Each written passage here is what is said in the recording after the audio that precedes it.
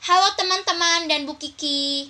Pada kali ini kami akan mempresentasikan tentang perjanjian tenaga kerja. Sebelum itu, kami akan memperkenalkan diri terlebih dahulu.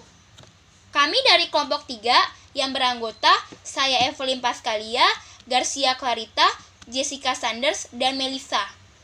Oke baik, kita akan kembali kepada topik, yaitu perjanjian tenaga kerja. Dalam perjanjian tenaga kerja, ada yang namanya syarat-syarat perjanjian kerja. Yang pertama itu, adanya kesepakatan kehendak, yang disebut dengan konsensus atau agreement. Yang kedua itu, wewenang atau kecakapan berbuat menurut hukum, atau capacity. Yang ketiga itu, objek atau perihal tertentu.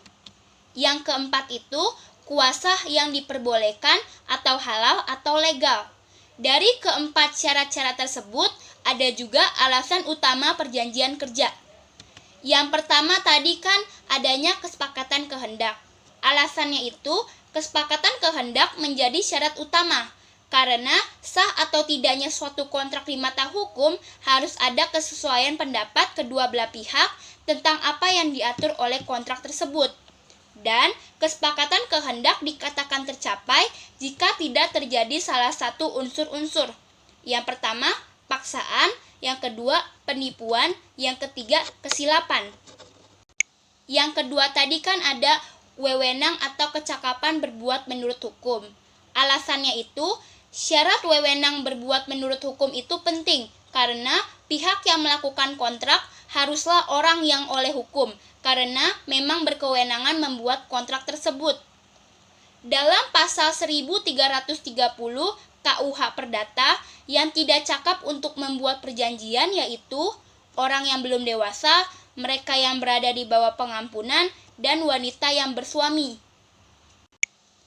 Yang ketiga tadi kan objek atau perihal tertentu. Alasannya, dalam perjanjian kerja, perihal tertentu juga penting, karena suatu kontrak itu haruslah berkenaan dengan hal yang tertentu, jelas dan dibenarkan oleh hukum. Yang keempat tadi kan kuasa yang diperbolehkan atau halal atau legal. Alasannya, kuasa yang diperbolehkan itu juga penting, karena suatu kontrak haruslah dibuat dengan maksud atau alasan yang sesuai dengan hukum yang berlaku. Jadi, tidak boleh dibuat kontrak untuk melakukan hal yang bertentangan dengan hukum. Dari syarat-syarat dan alasan perjanjian kerja tersebut, ada juga manfaat perjanjian kerja. Yang pertama itu, pekerja maupun pengusaha akan lebih memahami tentang hak dan kewajiban masing-masing. Yang kedua, mengurangi timbulnya perselisihan hubungan industrial atau hubungan ketenaga kerjaan sehingga dapat menjaga kelancaran proses produksi atau peningkatan usaha. Yang ketiga, pengusaha dapat menganggarkan biaya tenaga kerja atau labor cost yang perlu dicadangkan atau disesuaikan dengan masa berlakunya PKB. Sekian presentasi dari kelompok kami. Terima kasih.